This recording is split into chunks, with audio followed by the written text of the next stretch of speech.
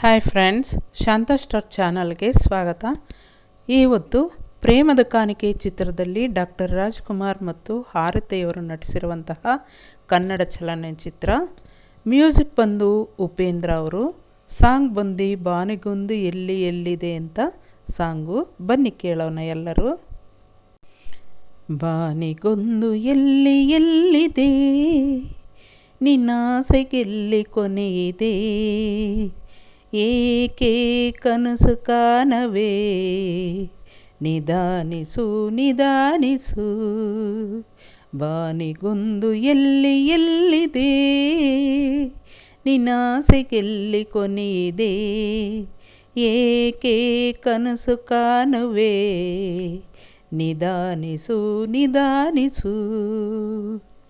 ಆಸೆ ಎಂಬ ಬಿಸಿಲ ಕುದುರೆ ಏಕೆ ಹೇರುವೆ, ಮರುಳುಗಾಡಿನಲ್ಲಿ ಸುಮ್ಮನೇಕೆ ಅಲಿಯುವೆ, ಅವನ ನಿಯಮ ಮೀರಿ ಇಲ್ಲಿ ಏನು ಸಾಗದು, ನಾವು ನೆನೆಸಿದಂತೆ ಬಾಳಲೇನು ನಡೆಯದು, ವಿಷಾದವಾಗಲಿ ವಿನೋದವಾಗಲಿ ಅದೇನೇ ಆಗಲಿ ಅವನೇ ಕಾರಣ, ಬಾನಿಗೊಂದು ಎಲ್ಲಿ ಎಲ್ಲಿದೆ.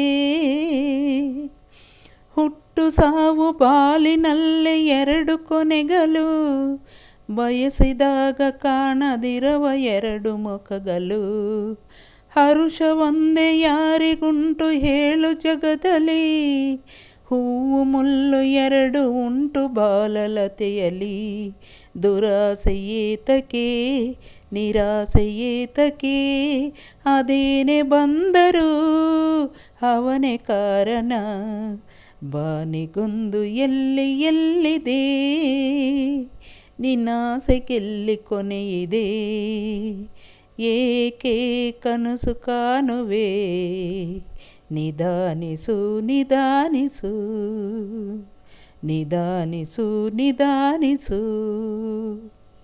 ನಿಜ ಅಲ್ವಾ ಫ್ರೆಂಡ್ಸ್? ಏನೇ ಆದರೂ ಕೂಡ ಆ ಭಗವಂತನ ನಿರ್ಣಯವಿಲ್ಲದೆ ಏನೂ ನಡೆಯಲ್ಲ ಅಂತ ಪ್ರತಿಯೊಬ್ಬರಿಗೂ ಗೊತ್ತೇ ಇದೆಯಲ್ಲ ಫ್ರೆಂಡ್ಸ್. ಎಲ್ಲೂ ಏನೇ ನಡಿಬೇಕಾದ್ರೂ, ನಾವು ಏನು ಅಂದ್ಕೊಂಡ್ರೂ ನಡಿಬೇಕಂತಂದ್ರೂ ಕೂಡ ಭಗವಂತನ ಇಚ್ಛೆ ಇದ್ದರೆ ಮಾತ್ರ ನಡೆಯುತ್ತೆ, ಇಲ್ಲಾಂದರೆ ಏನೂ ನಡೆಯಲ್ಲ. ನಾವು ಅಂದ್ಕೊಂಡಿದ್ದೆಲ್ಲ ನಡೆಯೋ ಹಾಗಿದ್ದಿದ್ರೆ ಯಾರನ್ನೂ ಹಿಡಿಯೋಕ್ಕಾಗ್ತಾ ಇರಲಿಲ್ಲ. ಎಲ್ಲರೂ ಹಕ್ಕಿಗಳ ಥರ ಹಾರ್ಕೊಂಡು ಹೋಗೋರು ಆಕಾಶದಲ್ಲಿ. ಅದರಿಂದ ಆ ಭಗವಂತನ ನಿರ್ಣಯ ಯಾವುದು ಮಾಡ್ತಾರೋ ಅದು ಮಾತ್ರ ನಡೀಲಿಕ್ಕೆ ಸಾಧ್ಯ.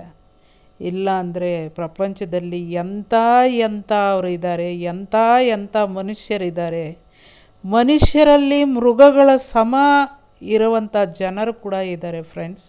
ಆ ಭಗವಂತನ ನಿರ್ಣಯ ಇರಲೇಬೇಕು.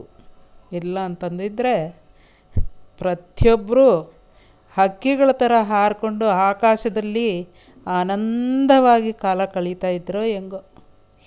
ಹೌದಲ್ವ ಫ್ರೆಂಡ್ಸ್? ನೋಡಿ, ಹರ್ಷ ಅನ್ನೋದು ಪ್ರತಿಯೊಬ್ಬರಿಗೂ ಇದೆಯಾ? ಇಲ್ಲ, ಯಾರಿಗೂ ಇಲ್ಲ. ಯಾರಿಗಿದೆ ಸಂತೋಷ? ಎನಿ ಟೈಮ್ ಸಂತೋಷ ಅನ್ನೋದು ಯಾರಿಗಿದೆ ಹೇಳಿ? ಯಾರಿಗೂ ಇಲ್ಲ.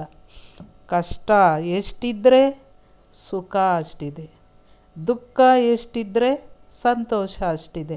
ಎರಡೂ ಸಮಪಾಲು, 100% ಎರಡೂ ಸಮಪಾಲು. ಹುಣ್ಣಿಮೆ ಅರ್ಧ ಕಾಲ, ಅಮಾವಾಸ್ಯೆ ಅರ್ಧ ಕಾಲ ಅಷ್ಟೇ. ಬೆಳಕು 15 ದಿನ, ಕತ್ತಲು 15 ದಿನ ಅಷ್ಟೇ.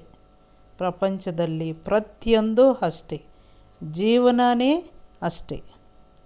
ಸ್ವಲ್ಪ ದಿನ ಸಂತೋಷ ಇದ್ದರೆ ಸ್ವಲ್ಪ ದಿನ ದುಃಖ ಇದ್ದೇ ಇರುತ್ತೆ. ನಮಗೆ ದುಃಖ ಅನ್ನೋದು ಕಾಣುತ್ತೆ ಹೊರತು ಸಂತೋಷ ಅನ್ನೋದು ಕಾಣೋದಿಲ್ಲ. ಯಾಕಂತಂದರೆ ಸಂತೋಷನ ನಾವು ಮರೆತು ಬಿಡ್ತೀವಿ, ಆದರೆ ದುಃಖ ಅನ್ನೋದು ಒಂದೊಂದು ಕ್ಷಣಕ್ಕೂ ನಮಗೆ ನೆನಪಿರುತ್ತೆ ಅಲ್ವೇ? ಅದಕ್ಕೆ ಹೇಳೋದು, ಪ್ರಪಂಚದಲ್ಲಿ ಯಾರೂ ಸುಖವಾಗಿರೋರಿಲ್ಲ, ಯಾರೂ ಸಂತೋಷವಾಗಿರೋದಿಲ್ಲ. ಎಲ್ಲರಿಗೂ ಅವರವರ ಕಷ್ಟ ಅವರವರ ಸುಖ ಇದ್ದೇ ಇರುತ್ತೆ.